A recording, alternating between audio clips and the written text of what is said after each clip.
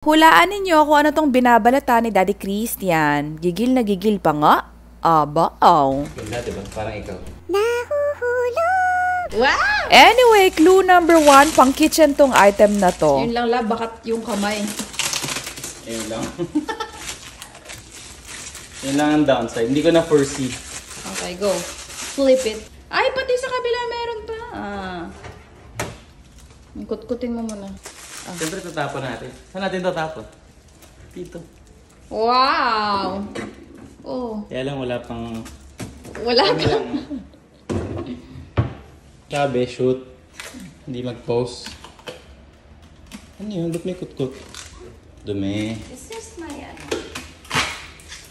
Di ba mahirap? Kala mo, no? Buti pinalagyan ko ng ilaw dito. Originally, wala yan eh. Kasi madilim. Actually, nadidiliman pa rin ako.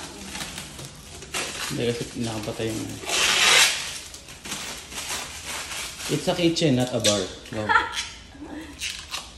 Not a studio. It's a kitchen. Zanda. Init lang, ano? Kailangan ng aircon.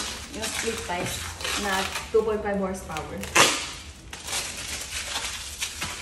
Specific yung gusto. Parang ano, iPhone, 2 terabyte. Fully paid. Fully paid. Ganda nga ng bato ng ilaw.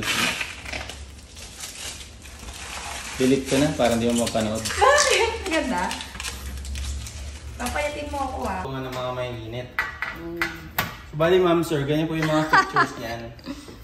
In fairness naman, ang bilis kausap ng asawa ko nung time na nag-request ako na parang mas okay may aircon. Agad-agad naman, meron naman agad dumating na aircon dito, may nagkabit na. Ayun lang, sana pala nagpakabit kami before kami nagpalinis kasi nagkaroon ulit ng mga alikabok. Pero okay lang, mabilis lang namang nalinis. Konting walis lang in vacuum, ayos na. So ayan, malamig na ngayon sa kitchen and living room. Pwede na tayo mag-invite ng mga friends kasi kahit wala pang tao, mainit na talaga dito sa amin. So, at least ngayon, kahit marami yung tao, maaliwalas na. Before.